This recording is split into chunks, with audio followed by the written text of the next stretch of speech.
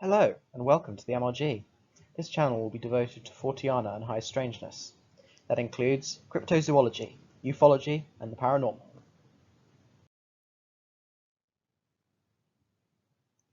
Hello folks, for our first video we are talking close encounters. Specifically, a close encounter of the third kind case, which took place in Sao Paulo in 1947. This is the case of one José C Higgins of Baurú, Sao Paulo. I can only assume that one of these is the man himself. The photo appeared alongside the story in an issue of O Cruzeiro on November 13, 1954. It was July 23rd of 1947, and a group of surveyors were working in the countryside near the city of Baurú, Sao Paulo. Here it is. They noticed a loud whistling noise, and then a saucer-shaped craft suddenly arrived on the scene. Terrified, the men fled. Well, all of them except Mr. Higgins, a topographer, and the central figure of this story. Higgins watched the bizarre object descend. It was described as a lens-shaped craft with a surrounding flange. It was approximately 150 feet in diameter, with a 3-foot rim and a height of 15 feet. The body was, quote, crossed by tubes in several directions, from which the whistling noise was emanating.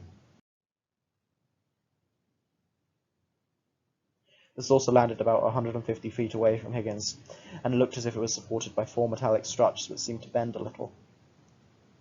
His curiosity got the better of him, and as he approached, he noticed a black glass window on the craft, through which 2 humanoid creatures seemed to be watching him. Beneath the rim of the object, a door opened and 3 entities emerged. These creatures were about 7 foot tall, and were wearing inflated transparent garments which covered their bodies like, quote, plastic bags. They had metal boxes affixed to their backs. Beneath the bubble-like suits, these aliens wore colourful shirts and shorts which seemed to be made of paper. They had no eyebrows or any other sort of hair on their heads, and their eyes were large and round. Their legs were proportionately higher than those of humans, and all 3 of them seemed physically identical. Jose described them as having a, quote, certain beauty about them. The entities spoke amongst themselves in an unknown language, seemingly choosing to stay in the shade except for some very brief periods, which draws an interesting parallel between them and the Kelly-Hopkinsville entities. One pointed a tube-shaped object, classic euphanaut behaviour, at Jose and motioned for him to enter their craft. Through this door, Jose could see another door and the end of what he described as a, quote, pipe, which was presumably a corridor. Once again, showing his curiosity, Jose managed to ask the entities where they came from using gestures. Quite how he did this, no one agrees, but actually nobody says, but all the sources concur that he did. Responding, the aliens drew a dot on the ground and surrounded it with 7 circles. This dot supposedly represented the sun, referred to as Alamo in the entity's language. The beings pointed to the 7th circle, quote, orc in their language, and gestured alternatingly between it and their spacecraft. Seeing as it presumably was the 7th planet in the solar system, there's a typo there, Jose assumed that they must have come from Uranus.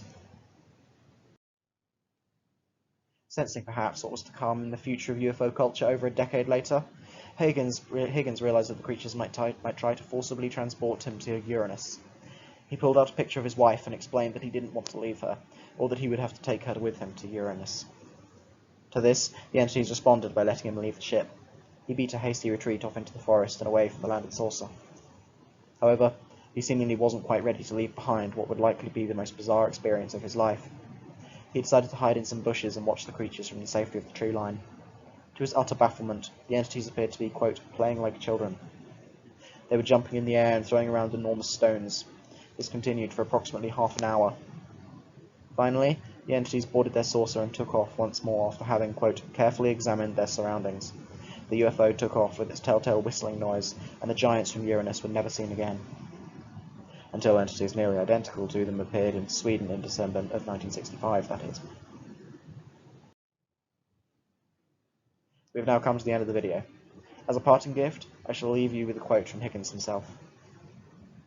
Sometimes I doubt that these things can happen.